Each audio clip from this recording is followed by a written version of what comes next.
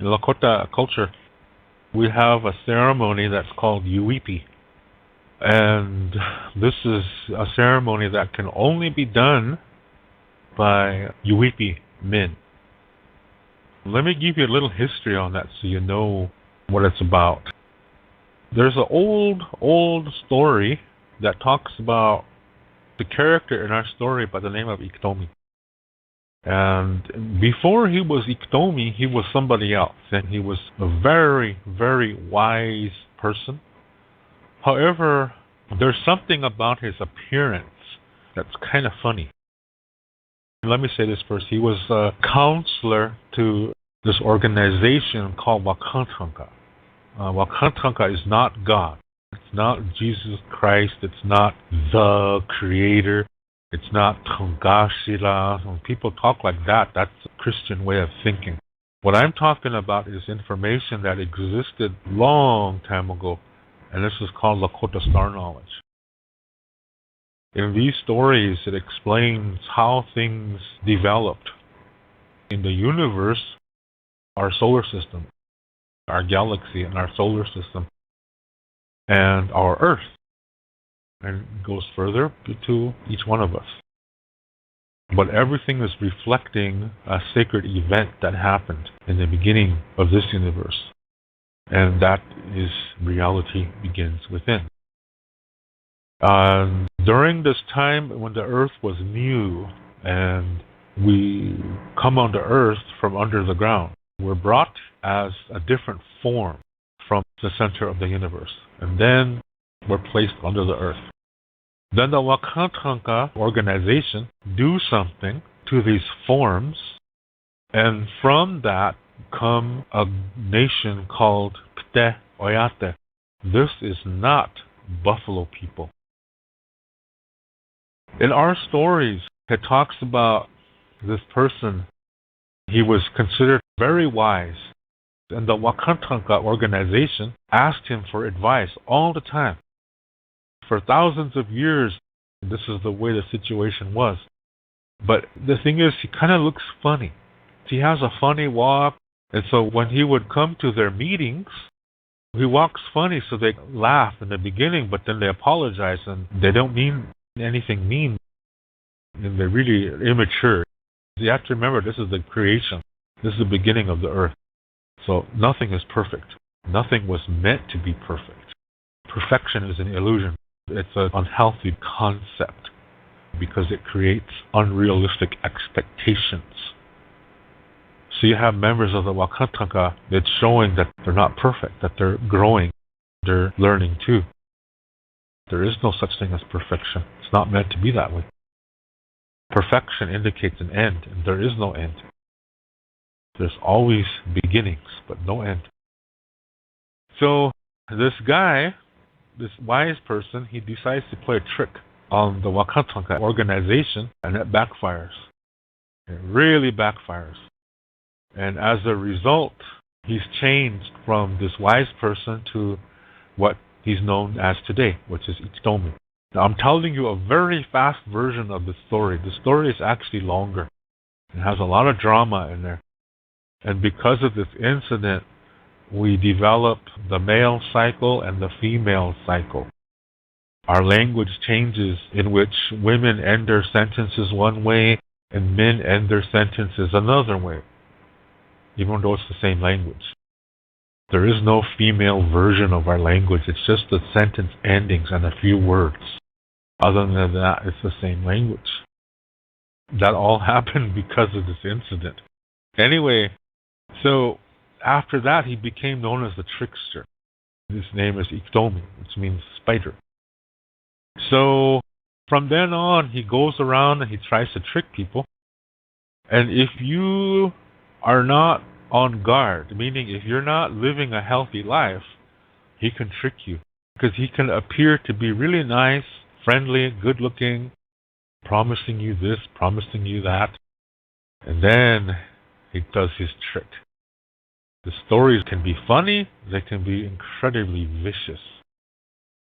Star Knowledge says you're supposed to only tell Iktomi stories when the spiders go under the ground. That's during very winter time, blizzard time. But anyway, Iktomi is always playing tricks. Yeah, he's always tricking people. And finally, it gets to the point where he's walking down the road, and animals see him, and they're like, here comes Iktomi, get away. Yeah, everybody takes off. Right? And wherever he goes, people take off because they know he's going to try to trick them. So he gets to the point where he's like, gee. So he says, well, today I'm going to do the ultimate trick, he said. I'm going to trick myself. See, this is Iktomi thinking. Yeah? I'm going to trick myself. He's all proud, he says that. So then he proceeds to think, how am I going to trick myself?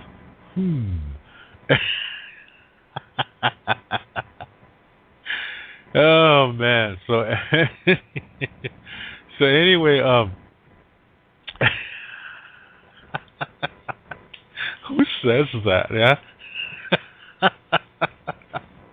I'm going to trick myself.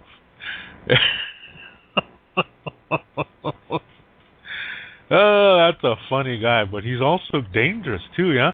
But the thing is, the whole point is how he thinks. He's teaching you something. And he's teaching you, if you understand his way of thinking, if you can pick up on that, you're going to realize he's one of the greatest teachers ever. Unhealthy people, right away, they classify him as he's the bad guy. Some people are saying that he's Satan, that he's the devil. No, he's not. Because remember, we don't have good versus evil in our culture. That does not exist. So, he's not an evil guy. You can't look at it with dualistic eyes. You have to look at it from a Lakota perspective. Duality is when you see everything in only two groups and you say, I like this one, so that's good. And then everything else that's different, you say that's bad. And everything is focused on that. So you see everything in life as only having two components. That's why it's called duality. Duality comes from the word duo, and duo is Latin for two. And when you only have two, you have the tendency to assign one a good label and the other one a bad label, and that's where you get into trouble. That's when you start thinking that positive is good and negative is bad, and that's not true. This universe is founded upon four elements, and they're not about which one is the best one. It's not like that. These four elements, they just work differently. They don't fight against each other or anything. They just work differently. And this is how the universe is created. So you see, it's not just two, it's more than two. Lakota Star Knowledge says it's going to always be at least three. At least. Most of the times it's four, but at least three. And many times it's more than four. But it's never, never, never, ever just two. So duality is when you lose something. Lakota Star Knowledge says there's at least three components to reality. In duality, there's only two. Well, that means you're missing something. That means when you're dualistic, when you're a racist, when you say your way is the only way, when you say your religion is the only religion, when you say your race is the best race, the chosen race, when you talk like that, you're dualistic, and since you only see two components to reality, that means you do not see the complete reality. And this is the problem of today. Duality.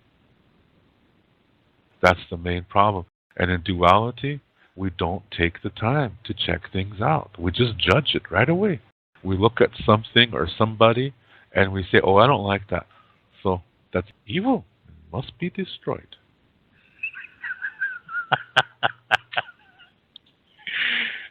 My favorite line from that movie called Steel Magnolias. You are evil. It must be destroyed. Shoot. Anyway, this is the problem that we have today. Duality creates everything that's problematic for everything, actually. It's not just for humans, it's also the problem for plants and animals and that which moves and grows, because all creation is connected. But today, most Lakota people see things in dualistic eyes, so they don't really understand who he is. So this makes it easier for him. Do you see what I mean? So anyway, Iktomi decided to trick himself.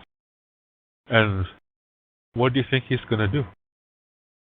What do you think he's going to do? How is he going to trick himself? We'll see if we can figure that out. He went to a man, and he appeared as a spider to this man. And as a spider, he said, I'm giving you power to help the people.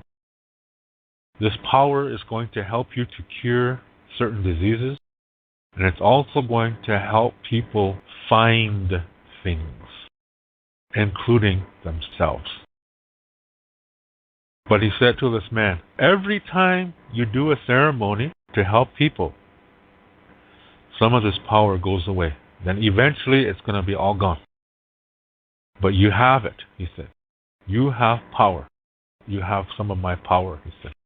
And you can use it to help people. So then he proceeded to show this man how to do this ceremony. And this ceremony is what today is called Uipi.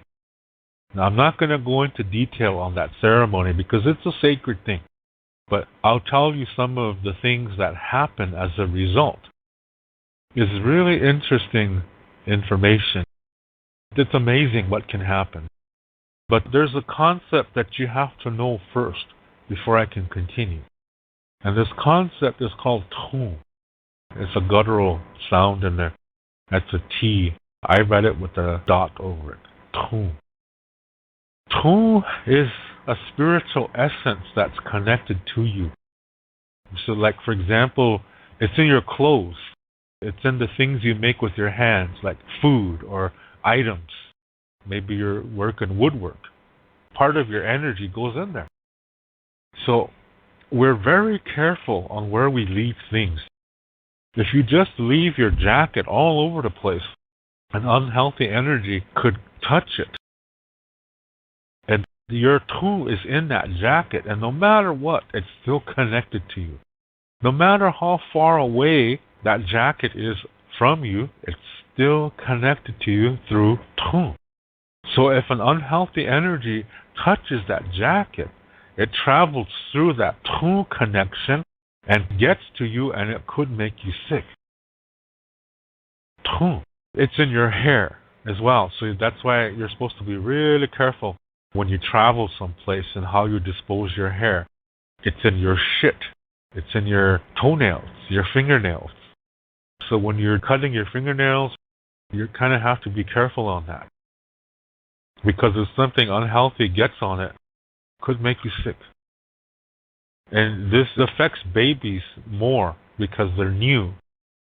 Like young ladies in the 1970s, they just buy Pampers for their babies, and when they're traveling someplace and they change their babies' Pampers, they just throw the pamper out while the car's driving. They just throw it in the ditch. And old grandmas, they really get nervous when that happens. They say, be prepared to stay up all night because you're not supposed to do what you just did. And of course, these young ladies, they don't believe in that. But sure enough, that night, the baby cries throughout the night. It's restless. Because a coyote probably walked by their baby's Pampers. See, there's something about coyotes and wolves. They have tool in their hair that all they have to do is walk beside our tool, and when it mixes, something not too good happens. And this again is also explained in another story. That's really another interesting story, how that happened. Why is this way? And that story has to do with when we first came on the earth. First, we were under the earth as Pte Oyate. That's not buffalo people. That they're human in form, but they're not human. When they come on the earth, that's when they transform into humans. And at that time, they were tricked to come by, guess who? Iktomi, yeah? At the same time, the wolves couldn't find any food. So Iktomi couldn't find any friends, so he said to the wolves, if you be my friends forever, he said, I can bring you a food. So the wolves reluctantly agreed. Yeah, they were facing starvation. Iktomi told the wolves, these people, their blood tastes really good, he said. And when you get a taste of it, you're going to want more. So he was tempting the wolves. So he set this all up so when we came out on the surface of the earth, we were surrounded by wolves. And the wolves went to work. Yeah, they attacked us in great numbers. And most of us were annihilated by the wolves. And just a little bit of us were left and we escaped. You see, Iktomi set all that up. So because of that exchange, that traumatic incident that happened, this is why wolves are considered an enemy. Then we got in trouble on the earth. Then the rest of the Pte Oyate came on the earth. And when they came on, they transformed into buffalo people. This is why Lakota people consider buffalo people their closest relatives, because we both evolved from the same being. Buffalo people, they're not called Pte Oyate, they're called Ptechchaka Oyate. A buffalo is Ptechchaka. Tatanka is a buffalo bull. It's not buffalo, it's the bull. And we were called Ikche Oyate. So this is why we're considered close. And so whatever happens to the buffalo happens to us and vice versa. So buffalo and wolves, natural enemies. And whoever is an enemy to the buffalo is also an enemy to us. I'm telling you a really fast version. Yeah, for the sake of time, I'm really telling you a fast version of the story. So anyway, because of this, this is why we have to be careful where we leave our hair, where we leave our clothes. We have to watch out for that, because coyotes are part of this deal too. If a wolf or a coyote walks beside it, it causes harm. And it could influence something unhealthy to happen to us. So you really have to be careful with this tone, with your belongings and stuff like that. But likewise, there's a really nice element to this too. Like if you have a best friend or somebody who's special to you, then that person's going to move away.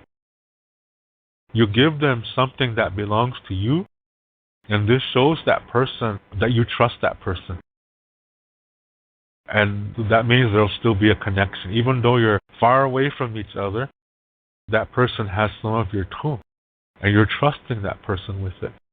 And so that person will then give you something from him or her, so that you have that person's tone as well. Because you trust each other, you earn that from each other. So you, in a way, you still have each other, even though you're thousands of miles away. Do you see what I mean? That's a really nice aspect of that. And when people in the Hunka spiritually adopt one another, they also do this too, exchange clothes, because they trust each other. So that's okay. So you have to understand that before I go into this weekly discussion. That's why I'm talking about that.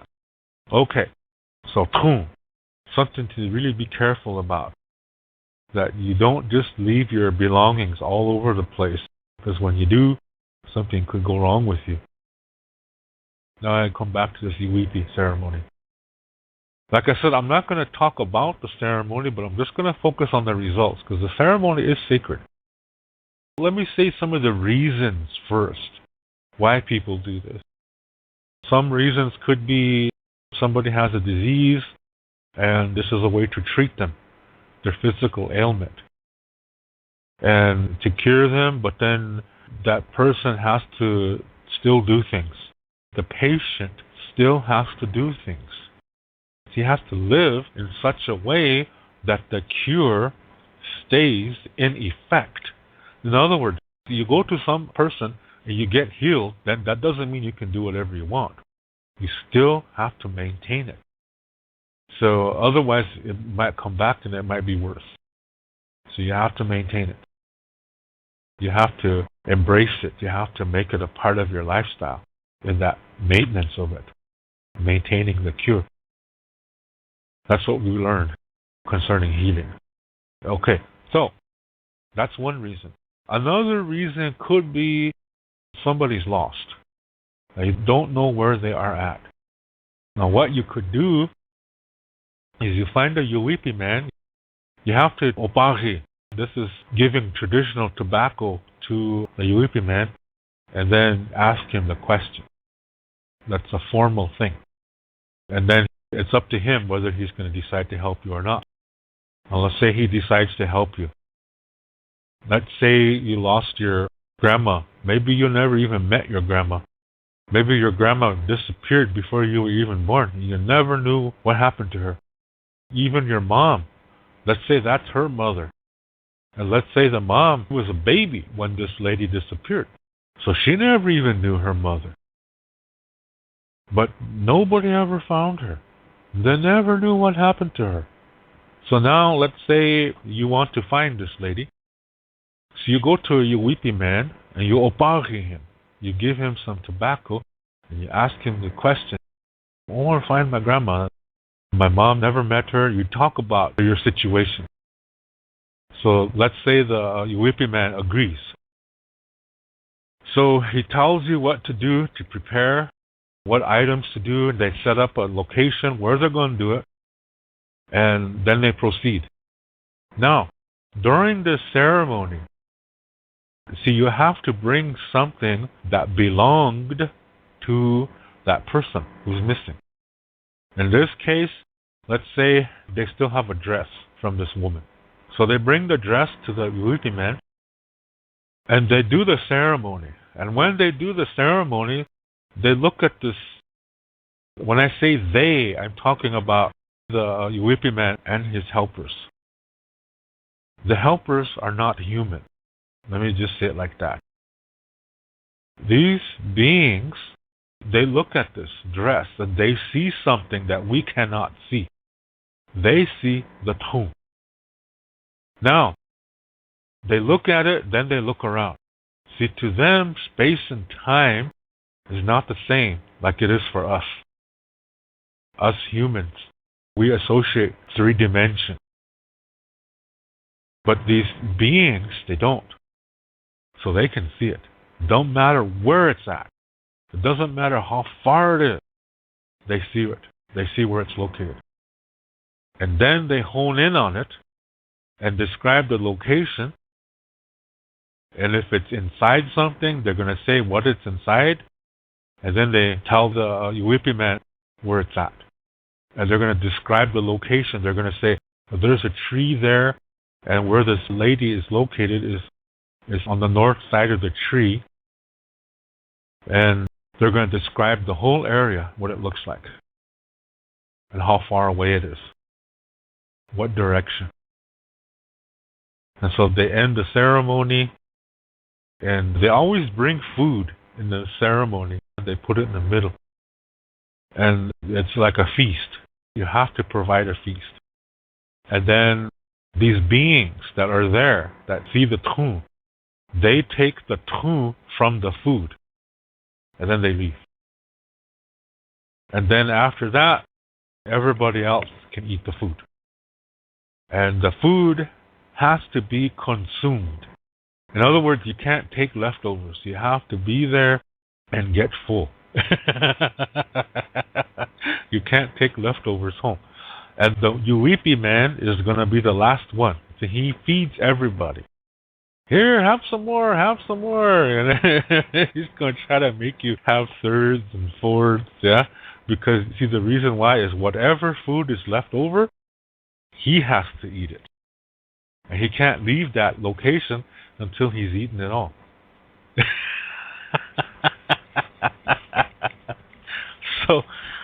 So really, good Yuwipi men are really big, yeah?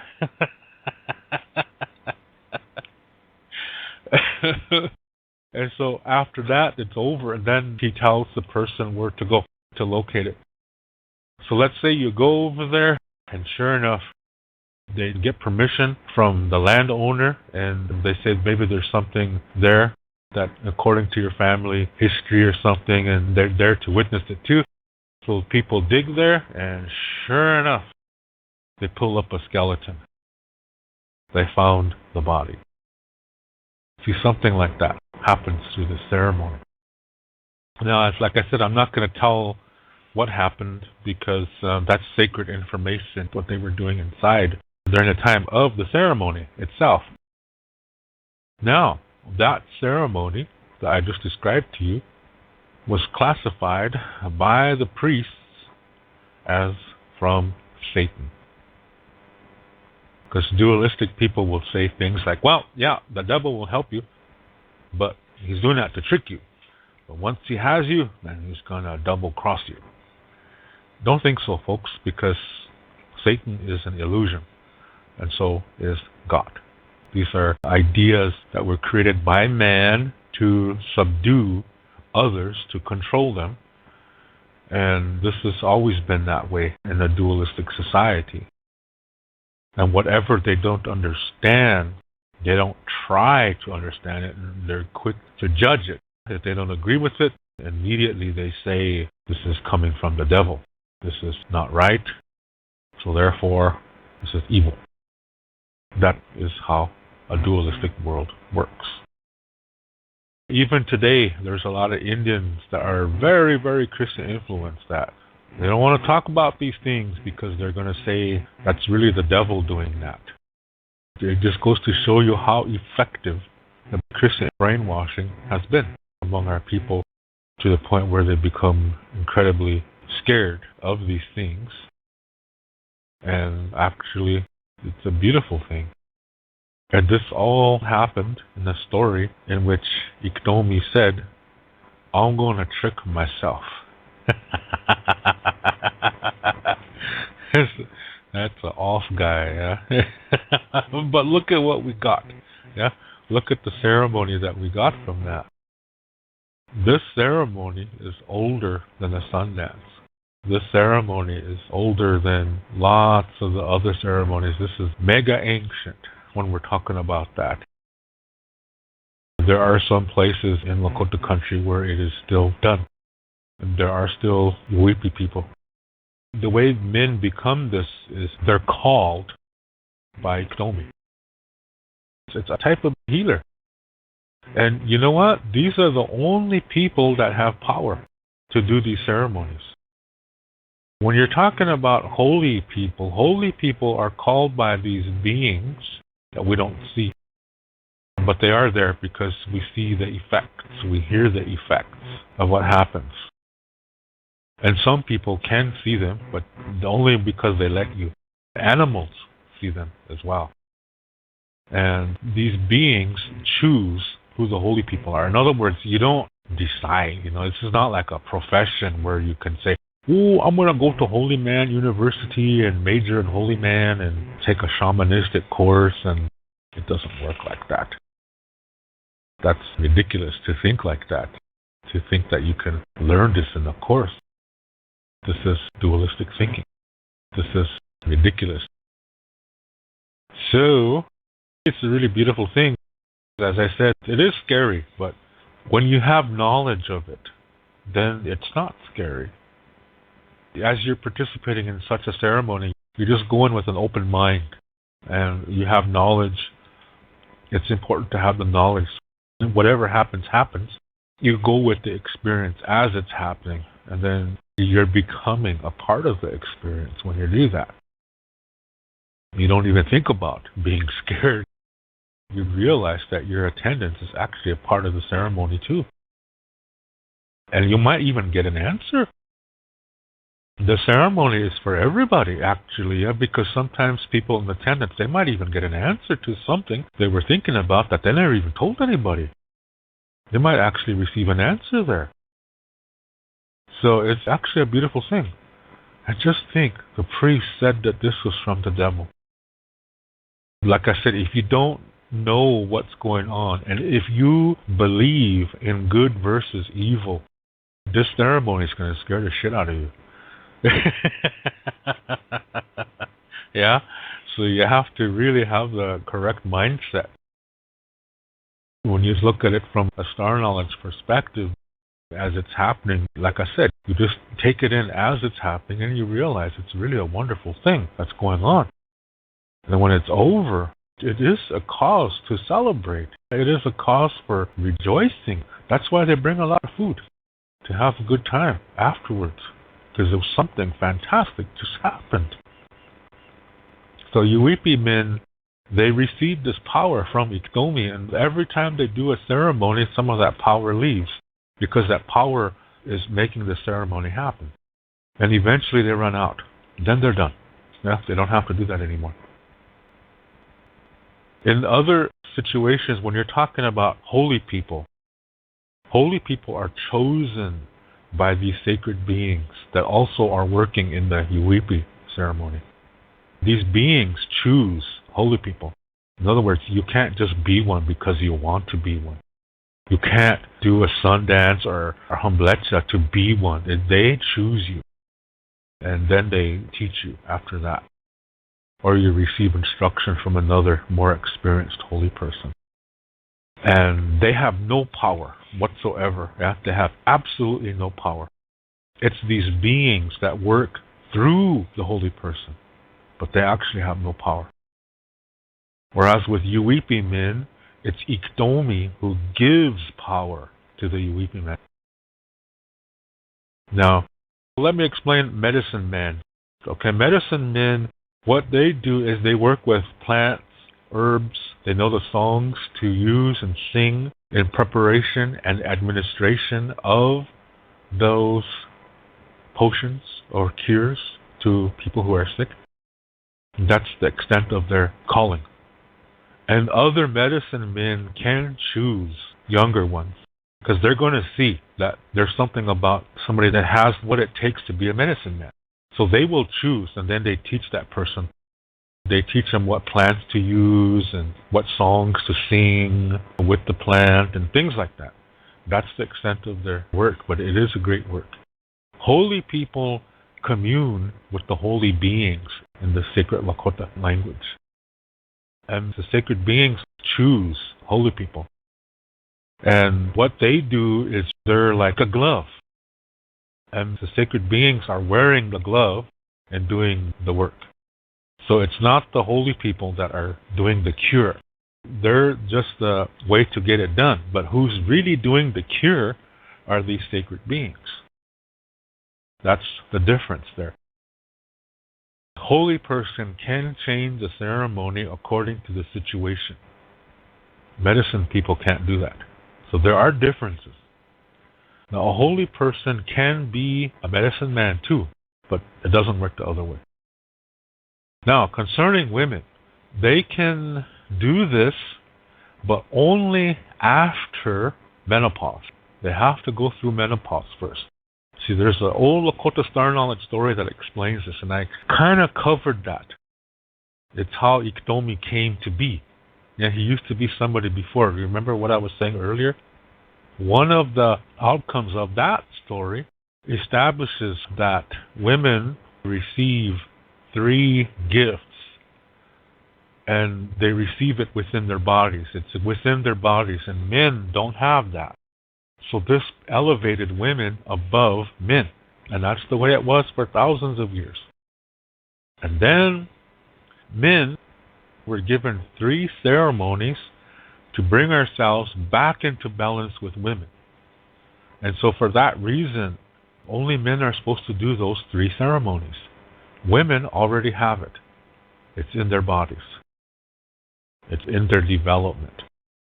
So women have 3 more stages of development than men do.